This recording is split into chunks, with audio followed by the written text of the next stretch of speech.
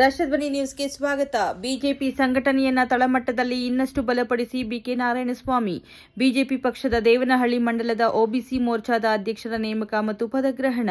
ದೇವನಹಳ್ಳಿ ಪಟ್ಟಣದ ಬಿಜೆಪಿ ಪಕ್ಷದ ಕಚೇರಿಯಲ್ಲಿ ದೇವನಹಳ್ಳಿ ವಿಧಾನಸಭಾ ಕ್ಷೇತ್ರದ ಭಾರತೀಯ ಜನತಾ ಪಕ್ಷದ ಹಿಂದುಳಿದ ವರ್ಗಗಳ ಮೋರ್ಚಾವನ್ನು ಮತ್ತಷ್ಟು ಬಲಪಡಿಸುವ ಉದ್ದೇಶದಿಂದ ಒಬಿಸಿ ಮೋರ್ಚಾ ತಾಲೂಕು ಅಧ್ಯಕ್ಷ ಬಿಕೆ ನಾರಾಯಣಸ್ವಾಮಿ ಅವರ ಅಧ್ಯಕ್ಷತೆಯಲ್ಲಿ ನೂತನ ಅಧ್ಯಕ್ಷರು ಮತ್ತು ಪದಾಧಿಕಾರಿಗಳಿಗೆ ಆದೇಶ ಪತ್ರಗಳನ್ನು ವಿತರಿಸಿ ಅಧಿಕೃತವಾಗಿ ಘೋಷಿಸಿದರು.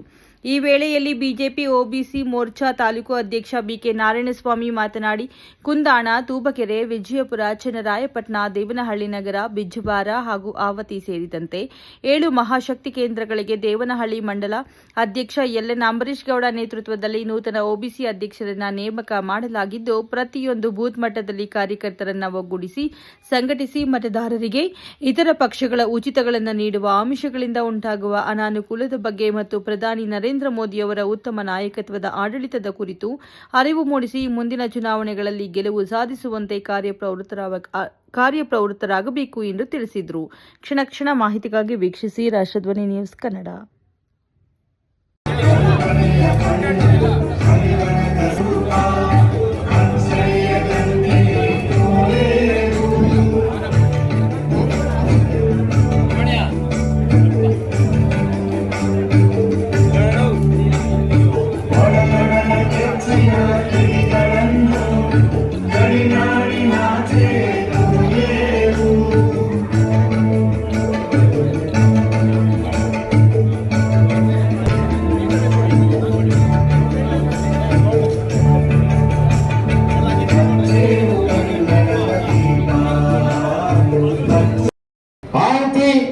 ಬಿಜ್ಜವಾರ, ಚನ್ನರಾಯಪಟ್ಟಣ 2 ಟೌನ್ಗಳು ಒಳಗೊಂಡಂತೆ ಎಲ್ಲ ಮಹಾಶಕ್ತಿ ಕೇಂದ್ರಗಳಲ್ಲಿ ಖುದ್ದು ಮನೆಗೆ ಭೇಟಿ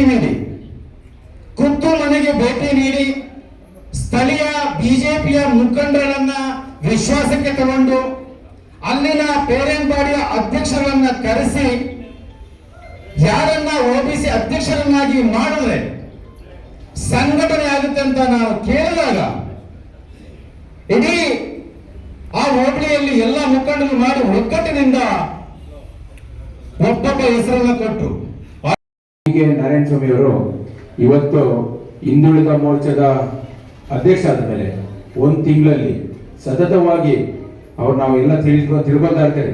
ನಮ್ಮ ತಾಲೂಕು ಪದಾಧಿಕಾರಿಗಳು ಹೋಬಳಿಯ ಮಹಾಶಕ್ತಿ ಕೇಂದ್ರ ಅಧ್ಯಕ್ಷ ನನಗೆ ಹೇಳ್ತಾ ಇರ್ತಾರೆ, ಇಲ್ಲ ಬಿಕೆ ನಾರಾಯಣಸ್ವಾಮಿ ಅವರು ಇವಾಗ ಬಂದಿದ್ರು.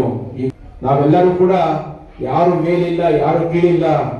ನಮಗೆ ಡಾಕ್ಟರ್ ಅಂಬೇಡ್ಕರ್ ಅವರು ಸಂವಿಧಾನ ಬರೀಬೇಕಾದ್ರೆ ಯಾರಿಗೂ 4 ಓಟು ಬರ್ದಿಲ್ಲ, ಯಾರಿಗೂ 1 ಓಟು ಬರ್ದಿಲ್ಲ. ಎಲ್ಲರಿಗೂ ಸಮಾನವಾಗಿ ಒಂದೇ ಒಬಿಸಿನ ಇಷ್ಟೊಂದು ಸೀರಿಯಸ್ ಆಗಿ ತಗೊಂಡು ಪಾಪ ಅವರು ಅನ್ಯ ಕಾರ್ಯಕ್ರಮದ ಮೇಲೆ ಮತ್ತೆ ಒಂದಷ್ಟು ಒತ್ತಡದ ಮೇಲೆ ಅವರು ಕೂಡ ಹೋಗ್ಬೇಕಾಗಿದ್ದರಿಂದ ಹೆಚ್ಚು ಎಲ್ಲರಿಗೂ ಕೂಡ ಸಮಯ ತಗೊಳ್ಳೋದು ಬೇಡ ಅಂತೇಳಿ ಆ ಪದಾಧಿಕಾರಿಗಳ ಏನಿದೆ ಆ ಪದಾಧಿಕಾರಿಗಳನ್ನ ಘೋಷಣೆ ಮಾಡ್ತೀವಿ.